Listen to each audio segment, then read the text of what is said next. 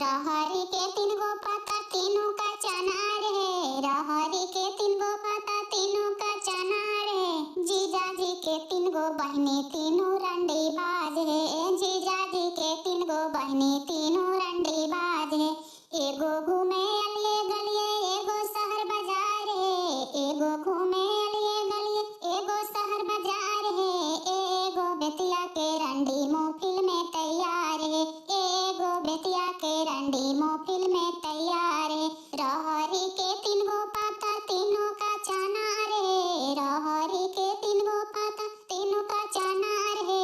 बारावा के तीन गो बहनी तीनों रंडी बाजे, बारावा के तीन गो बहनी तीनों रंडी बाजे।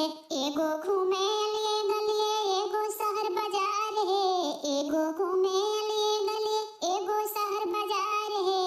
एगो बेतिया के रंडी महफिल में तैयार है, एगो बेतिया के रंडी महफिल में तैयार।